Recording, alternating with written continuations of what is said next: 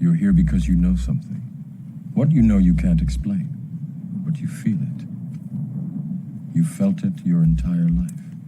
That there's something wrong with the world. You don't know what it is, but it's there. Do you know what I'm talking about? The Matrix? Unfortunately, no one can be told what the Matrix is.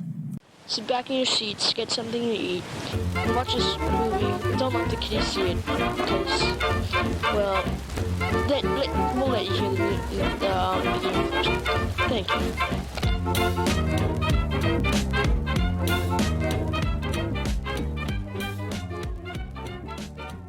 Welcome to Left of the Projector. I'm here with Andy to discuss our first movie of the podcast, The Matrix, which came out in 1999. It was directed by Lena and Lily Wachowski, featuring Keanu Reeves, Lawrence Fishburne, Carrie-Anne Moss, and we will kind of get into the conversation. Thanks for joining me, Andy. Yeah, thanks for talking to me. You mentioned you saw The Matrix when it came out in 1999, and you saw it recently, to prepare for chatting about it. Do you think that the movie holds up, having been 23 years ago, whether just as a movie, effects-wise, any of your thoughts on seeing it today? Yeah. I mean, I think it definitely holds up. It's a very clever movie, a very well-written movie.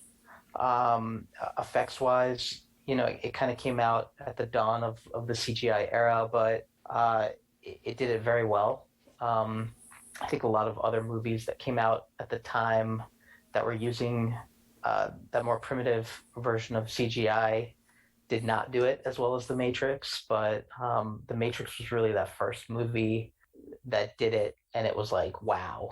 And it's just being a well-written story. I think that definitely held up. It's a almost like one of those early action movies that used insane special effects that people hadn't seen before. Yeah, definitely. Something I didn't really pick up on when I originally saw it, which I kind of thought about a little bit this time around, was kind of how clever the effects and the CGI play off of the plot of the film. This is a film about the real world not being reality, and the world as we know it is a computer program. And in the film, to drive that point home, they use computer effects, which are not reality, which I thought was really very cool. I don't know if it was intentional, but it's not something I thought about when I saw this, at the age of 17 in a movie theater. But kind of seeing it now, just thinking about how their use of CGI kind of played off of the plot of the film and the point they were trying to make was just very cool. Yeah, I think that's a good point. I hadn't thought about the, it being this false computer simulation that everyone is living in, and the effects, and also the fact that they're able to bend the effects, to the way that they want, against the rules, although it still plays by the rules. And I think they talk about that a number of times when they're going in and out of the Matrix, Keanu Reeves' character, Neo, entering in, and they kind of explain that, you die in the Matrix, you die in reality. So there's that to it too. But one of the things that the director, the Wachowskis, mentioned when I think this was after the film came out, they're kind of asked to talk about the meaning behind it. What was their inspiration to it? And one of the quotes from the director, I don't know if it was Lena or Lily specifically, but they mentioned that the movie was born out of the, quote, rage of capitalism, or the rage against capitalism, kind of referring to the simulation, being that people are all sort of stuck in these lives of monotony and going to their jobs and doing these things and kind of seeing everything as real. But perhaps, there is more to it and that they don't see. Did you get that sense from seeing the movie, or perhaps even just hearing the director say that? That's interesting. I think there's one line that kind of made me think along those lines, and it was a very quick line that Morpheus says, when he's first telling Neo about the Matrix, and he says, the truth is you are a slave. And when he used the word slave, I thought okay, this has some undertones of economic systems, or could this be wage slavery or actual slavery, which I think definitely ties in with economic systems and with capitalism. But besides that one line, I didn't really see the connection personally between what the director said and what I was seeing in the film. I kind of wish, for me personally, if they were trying to make a point about capitalism or raging against capitalism, I kind of wish that they had referenced that a little more in sort of what happened to lead to the downfall of the human race. To me, it was more like technology run amok was more of the point that they're trying to make than capitalism will be our downfall. Maybe there was that just could have been tied in a little bit more with why humans are now slaves to the machines. Yeah, no, I The see what you're Matrix is the saying. I system, Neo. recall the line. That system is our enemy. But when you're inside, you look around, what do you see? Businessmen, teachers, lawyers, carpenters, the very minds of the people we are trying to save. But until we do, these people are still a part of that system, and that makes them our enemy. You have to understand, most of these people are not ready to be unplugged. And many of them are so inert, so hopelessly dependent on the system, that they will fight to protect. I hear those quotes and those kind of comments people are so, you're born into this false reality or born into a system that we have, on Earth and the United States predominantly, that you are trying to free their minds by giving them the red pill, as they're using as this allegory of like waking up. And so many people are so dependent upon the system that's been created, this matrix, that they will even fight to protect it, which is, I think, where you see some people, even like the police and other individuals that are not actually part of the machines, but they are, fighting against this this belief. So I don't know what your thoughts on some of those quotes are. Yeah, so some of those quotes kind of struck me as honestly as a bit of a plot device to kind of rationalize some of the killing in the movie. I remember Morpheus kind of making reference to people in the Matrix, and it was, I don't remember the exact quote, but it was something along the lines of, sure, these are the people that we're trying to free, but right now they may not know it. They may not know the Matrix exists, but they're fighting us, and they're fighting for the Matrix, and so we have to do what we have to do for our revolution. And so there's some scenes where there's some pretty indiscriminate killing of people. I kind of got the sense that those conversations were kind of to further along the plot and sort of justify why Neo and Trinity and they can kill a bunch of cops who are trying to stop them. The cops may not know that they are trying to liberate the human race. To me, it was a little messed up, to be honest. There's a scene toward the end where they basically massacre like 6 security guards and, I don't know, a dozen police officers who come to stop them. And these are just innocent people doing their job. Sure, in the Matrix, they have no idea about this other war that's going on. And the sense I got from that was just a way to justify that. Sure. No, I mean, obviously there is lots of senseless, killing and attempts to free their. In this case, I think the scene you're referencing towards the end of the movie is sort of the ultimate scene where they're rescuing Morpheus, and then Neo discovers that he is the this one that they've been searching for. He had powers and abilities beyond anyone before him. But I mean, I understand that those police officers and those trying to protect are doing it. They don't realize what they are protecting. They don't know that these agents that are part of this, the machine race that are inserted in the Matrix to stop these revolutionaries. And you could almost call the Agent Smith and the other agents as sort of like counter-revolutionaries. They are preventing the attempt to overthrow and destroy the Matrix and free people and bring everyone back to their real lives and their real existence in what actually is Earth hundreds of years in the future. But let's maybe go through some of the kind of the overall plot points of the film. I know we discussed maybe the major point at the end of the movie with the rescue of Morpheus and him breaking out of his handcuffs and jumping into the helicopter, which that whole scene and a lot of this is just some seriously good, just from a thematic perspective, I feel like is a very visually awesome scene, regardless of the specific pieces of it, and visually it looks really quite awesome. But going back to maybe towards the beginning of the movie with Neo and having this sense that there is more to Earth and more to his life that's out there. He has an inkling of the Matrix existing, but doesn't have any way to quantify it.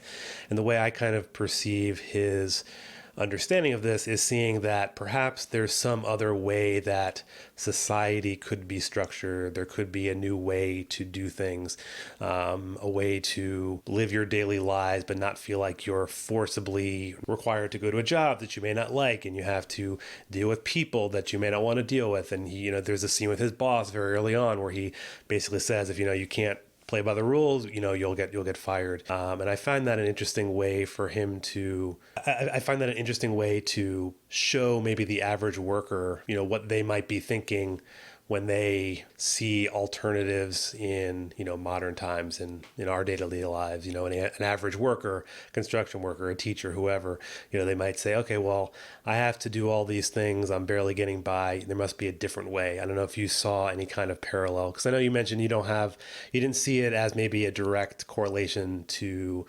capital and capitalism and alternatives, whatever they might be.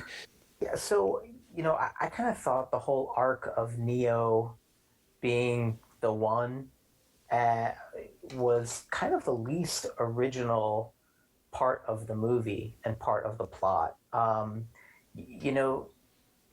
me, it reminded me of like a thousand fantasy books where it's like the orphan who actually is destined to be the king. It's kind of like the sword and the stone. It's such an overused trope. It's like this.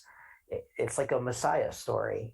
I found that kind of the whole thing with the oracle and him being the one and the sort of like religious undertones of that part of the story, I found I enjoyed less. And I kind of thought they were, I don't know, kind of dumb even. I thought it was like such a clever movie with how, it was this action movie, but like, oh, the entire real world is fake. It's a computer program and simulation. And I thought that was such a cool plot and, so new and fresh when it first came out. And I think it would be much more powerful if Neo was just kind of like an everyman. And I think to your point, it might fit in better with the theme of like, there's a better way. There's a way to break out into the world. Like maybe you don't have to be this special prophesied only person who can break the computer program. Maybe, you just have to be like a person who is willing to affect change.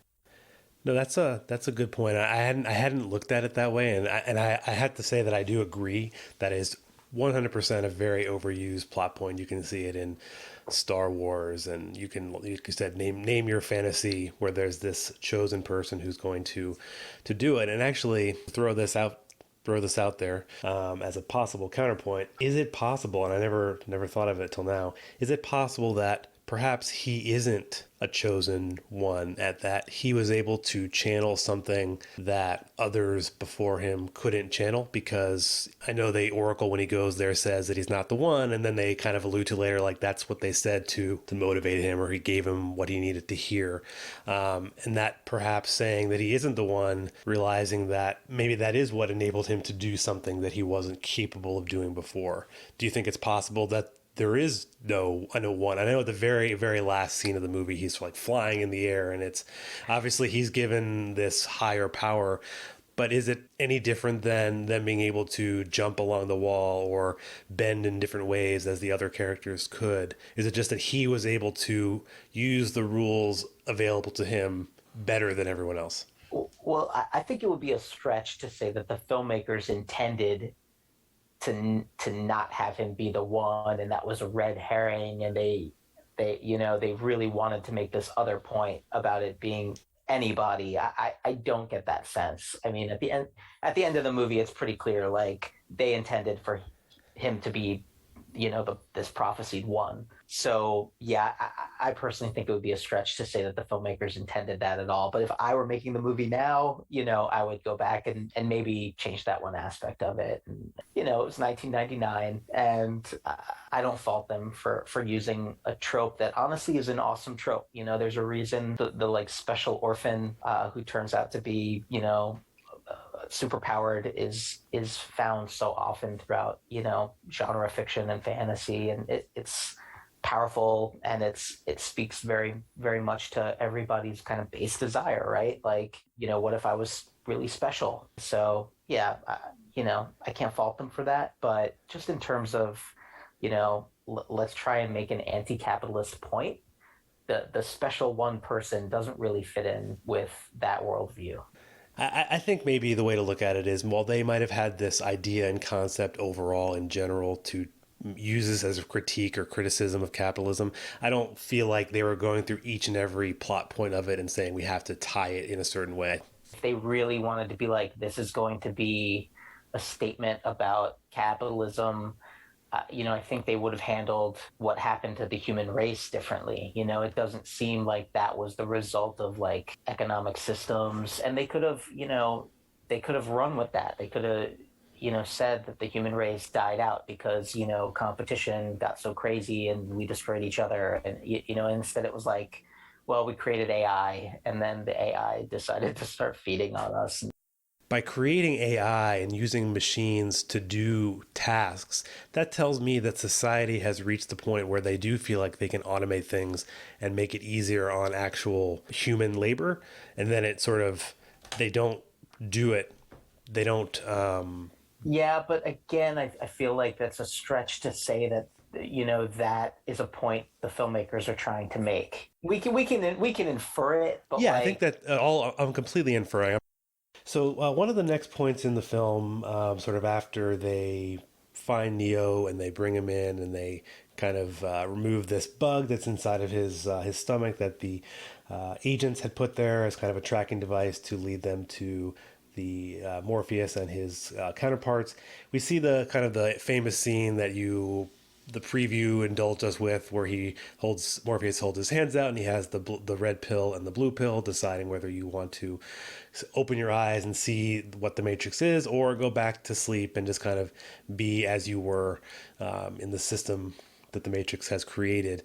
And he has some interesting lines there, but as a point of moving forward and giving him through, I feel like in terms of things that have been said and terms that are used to today, 23 years later, idea of someone being red pilled or blue pilled are things that people say, in the online sphere.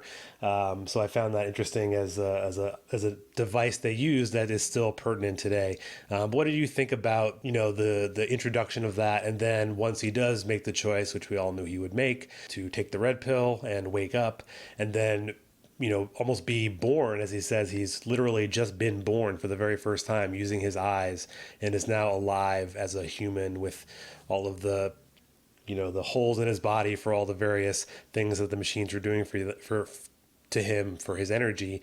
How did you find that scene, or that kind of transition, I feel like, to the second half of the movie. Yeah, well, it's a classic scene. First of all, I mean, you watch it now, and um, it's an awesome scene. You know, it's absolutely classic. Love the obvious Alice in Wonderland references. You know, love drugs and any sort of drug taking or drug references in a movie. That's always great. And kind of the whole idea of opening the doors of perception.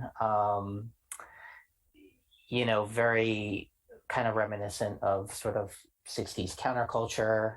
A lot of those references thrown in. Definitely, you know, thought it was a great segue into the kind of second part of the film where everything is sort of revealed to Neo, and definitely liked how they handled that. Yeah, I agree. I think it's, like you said, it's one of the most classic, scenes of a movie, of any movie, especially from the 90s period. It's really well done. And what's interesting is I think we brought up some of the quotes he mentions to Neo during that scene.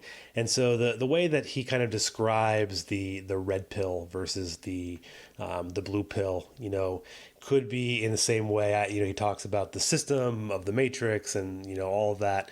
And again, as I'm pushing on you to tie it to our modern times a little bit. But so directors in kind of their allegories and their ways of comparing actual society to the Matrix. But the concept of taking the red pill, it's almost like being willing to hear an alternative, that he's listening to what they're saying, and it's very hard for him to even believe that when he does first wake up and they're kind of helping him through using the Matrix programming to introduce him, he basically passes out. He can't comprehend this new information of the world. I mean, imagine hearing something so traumatic, shocking information about the world you live in, like being given such jolt of the way that society and the world exists that you couldn't comprehend. Yeah, I'm not sure I know how to answer that or I understand the question. Taking the red pill is being willing to accept an alternative way of existence, whatever that might look like, whether it's an alternative to capitalism, alternative to the other direction, or a new way of organizing society. I mean, yeah, I would agree with that. I would say the thing it reminded me most of is like, dropping acid. And I think that is being willing to see an alternative in the universe. I think you read a lot about 60s counterculture and, the acid tests. And, it wasn't a drug culture for the sake of, taking drugs or, opening the doors of perception, right? Like Aldous Huxley wrote about, and kind of opening yourself to the universe and freeing your mind. And I think that generation definitely was acting out against the status quo and wanted to find a new way of getting along in the world.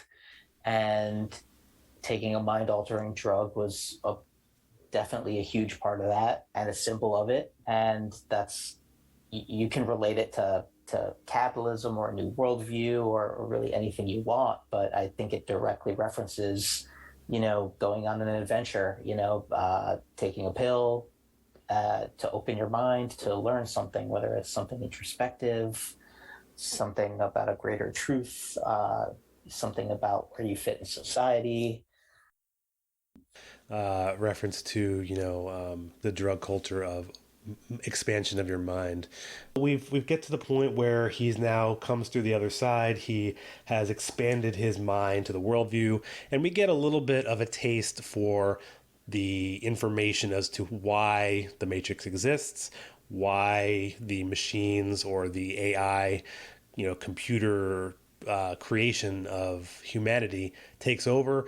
What's interesting and maybe is why we don't have more information is that Morpheus says they are piecing together what information they have because it's difficult to know because they too were born into the Matrix and were able to remove themselves. We don't at this point have any idea how that happens, how they're able to exist outside of the Matrix. So that's another part to it. But we learned that the AI got out of control and the machines that were using this AI began to take over, society and the world and control. And to grow, they needed fuel, and there was no more fuel. And so inevitably, they had the power where they could overpower humanity and its great military might. And now they feed off of people like it is a fuel source, just like how people and humans use coal and oil and all of those to fuel themselves. So it's an interesting. Machines are feeding on people like they're feeding on, as you say, animals or fuel of some other source. It's whatever their food is what they're going to use. Now, did you think that was an interesting? I know you said that maybe we don't have a full sense of the period from when AI exists until hundreds of years later, presumably when the Matrix exists. But the question that maybe is never answered in the movie, and maybe for good reason, is why did they decide to create a matrix for people to live in that would give them the sense of living in society as they did before, rather than just simply feeding on them? Well, they mentioned that uh, they tried to create a utopia, uh, but people rebelled because they could tell it wasn't real. But yes, that is Is that right. what they said? But I guess the question is why even do it at all? Why not just feed on them? Because they clearly have this superior power. Perhaps is that if while they're being fed upon in these chambers that's seemingly stretched for miles and miles, if they weren't asleep in some kind of simulation, would it mean that they would somehow wake up and they wouldn't be kind of asleep in this? So it's almost like they've put them asleep because it prevents them from any kind of reaction. Yeah, I guess. I mean, why don't they just keep them asleep with like drugs, right? Like, why don't they just anesthetize them and people can dream whatever they want and they're in like a chemically induced coma? Why didn't they just do that? That seems a lot Right. easier, Well, right? then I think that, this makes me think then that yes, of course you could say why do it this way. You could probably say that with with thousands of films, like why make this plot point versus another, and obviously the movie wouldn't exist without the idea of the Matrix. That's kind of the whole point. Yeah. So of course that's their. It's also like how is everyone in the same computer program? Like you would think that they would have a computer program for each, like the same computer program for each person. Right, You know right. what I mean? And Right. But I guess the idea is that when you're born or grown, as they describe in the real world, you are then born as you're given birth in the Matrix. So I guess it's kind of like this parallel. Well, everyone is being, but yes, I guess there could be more than one Matrix, and not to get into other movies that are part of this, I guess now 4 films, that they do talk about this further as to the various versions of the Matrix, as we do find out there are multiple versions of the Matrix. Oh, really? I don't know if I've seen any other Yeah, Matrix I mean, it movies. is an interesting. I feel that the second one was done quite well. I didn't enjoy the third one as much, but they do discuss, even in the most recent one, the resurrection of the franchise, that there is multiple simulations that they're going through, but it tends to end up in the same way. It's almost like you could say, is there a sense of fate that's involved in this? Which is another thing we didn't really talk about it, which I don't know if it plays into this, is the idea of fate. You know, the very beginning, Neo sees this rabbit tattoo on the woman that he's told to see, and so is that fate, or is it simply they just are able to read the program in a way? But just an interesting side note, I suppose. I don't know if you have any. Well, yeah. Well, I think the scene with the Oracle kind of shows that fate exists in this universe, right? Like, hey, don't break the vase. Would that have happened if I didn't say it? So it's clear that she knows the future. She tells him he's not the one, but that's in order to motivate him to do what he needs to do. So it very clearly seems to me that they're making the point that in this universe, at least, fate does Sure, exist. I think that's actually I think as a sense that you brought in that maybe there's this religious undertone to it. I think some would say that religion and fate and these kinds of things have either a connection or are the opposite of each other, depending upon whether you ask someone who's very religious or someone who perhaps is not religious. So I think that's interesting too. But to kind of get into the next, maybe the final third of the movie, which we did talk about a bit, the scenes towards when they are attempting to rescue Morpheus. But prior to that, there's this scene with sort of you could guess, say the villain of the movie, who's the character Cypher, who begins to team up with or decides to rat out all of the other folks and give them the one person they need, Morpheus, to find the city that's in the real universe, the real world. So he is, what you could say is the person that could overthrow and take down the entire revolution. And the way that I kind of describe this person or Cypher's character in a way, and especially in his scene where he's sitting with the agent and he's eating a steak and he says, I know this isn't real. Another classic scene. I know this is fake. I know it's a computer, but I don't care. I enjoy this anyway. And he says he wants to be rich and he wants to not remember any of the past, and obviously being a computer program, they can make this happen. But the way I call Cypher is sort of like a class traitor, in that he is the person who was part of the revolution and part of this group under Morpheus for many years, and he felt like it wasn't succeeding. They hadn't gotten to the point where anything had happened in his mind, so he decides to turn on them. And every existing revolution, there's always someone that will inevitably try, successfully or not, to be this person. The reason I call it a class traitor is because he then wants to be rich and sort of be this, obviously there's no more information on what that means, but I don't know how you saw Cypher's character and how he plays into the final part where inevitably Morpheus is captured. I don't know that I saw much symbolism in his character. You mentioned sort of representing a class traitor. He's certainly a traitor. Yeah, I think he is a great plot device to kind of up the ante in terms of danger, because he's somebody who out in the real world can, murder all of them as they lie helpless. And I think that was very effective in terms of, as an audience member, feeling a sense of, danger and concern and threat toward the characters. In the scene where he is basically murdering his, fellow revolutionaries, that's something that the agents can't do. And so I didn't really look deeply at his character in terms of, that kind of deeper meaning or symbolism toward it. But it's an interesting point nonetheless. I could definitely see him as sort of representing, a class traitor or sort of a traitor to the revolution. The fact that, he's sitting there eating a steak, talking about wanting to be rich and be an actor, is very antithetical to what he's been working towards, presumably for his whole life.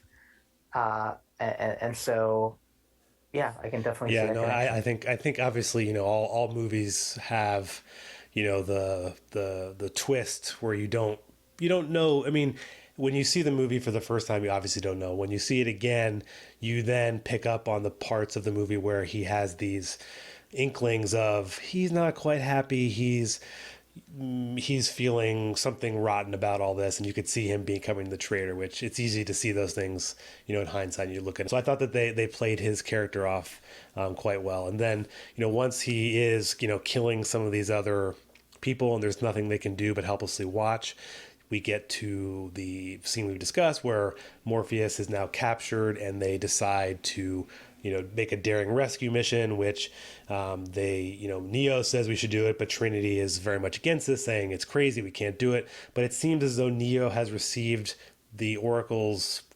confidence, as we just kind of discover later, is what he needed to hear to make him. It's almost like now that he knew or believed or was told he wasn't the one, he could now risk everything, because if he wasn't the one and they need to find the one, it may as well try and, do what you can to save your now friend Morpheus. So I think they lead into that pretty well, that Neo is capable of things that we had not seen possible, or he didn't seem possible, or Morpheus was the only one who believed that he truly was. I think that without that maybe pivotal moment, would he have been able to flip that switch and essentially come back from the dead, because his monitor shows he's no longer alive? How do you think that looks in hindsight? I mean, that just like stunk to me of the resurrection myth, and very Jesus-y. You know, him being shot in the chest and flatlining, and then resurrecting, and basically being the Messiah was, really, really driving home a lot of the Christian mythos that they were going for in this movie.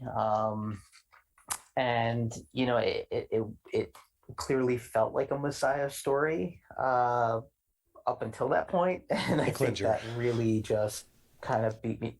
Yeah, I mean, it really beat you over the head with the fact that this is like the entire story of Jesus Christ. Yeah, it was a little corny. I get that. I think it's like I said, I think it's a trope you see in other. Well, it's also a Deus Ex Machina, which is just lazy writing. It's let's have him flatline so everyone thinks he's dead, but then how do we get him out of it? This magic thing will happen and he won't be dead. And I thought it would have been much cooler to maybe explore it in a different way. Let's say he flatlines, but somehow, since he's so special, he can not die in real life like he dies in the Matrix or something like that, and maybe explain it in, I don't know, a little bit more of a scientific way than she professes her love and kisses him and he wakes back up. It was not my favorite part of the film. Fair point. I think it would have been interesting, as you say, an option of it being, maybe the way he wakes up is that you're like you said, maybe he can't die in he doesn't follow the same rules. But it's sort of like a if you think about it, it's almost contradictory is the way they describe in movies and horror movies, there are always these sort of rules of way that the structure can be. In the Matrix, if you die in real life, if you die in the Matrix, your real life body can no longer cease to exist. As he says, I think Lawrence Fishburne's character Morpheus says, like, your body can't live without its mind, which makes sense. But then here they're almost saying that they're breaking the rules by him being able to go against it. So somehow, what he could have, the way you broke those rules could have been anyway. Yeah, totally. I mean, they could have shot him and then he falls down, but then you see him just like force the bullets out of his body because it's not really his body, and he can do things in the Matrix that he can sort of manipulate it. That could have been another way to handle it, maybe. But I don't even think her kissing him to wake him up, it was corny, and it was, but I don't think that was necessarily the most problematic or stupid part of it for me. I just didn't understand why they were telling the Jesus narrative with the film at all. It just seems like they're trying to make a lot of different points in the movie, and I love some of the points that they were trying to make, but I don't want to beat a dead horse here, but the whole like Messiah narrative of Neo, start to finish, didn't sit right with me. And I think the way that they handle it at the end, where he's resurrected from the dead, just was, a bridge too far for me. I just thought, it again, I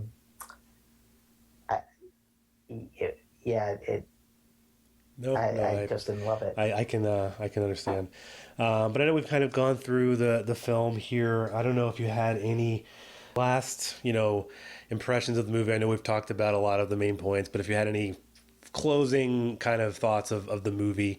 Watching it again, it just really sunk in how smart the movie is.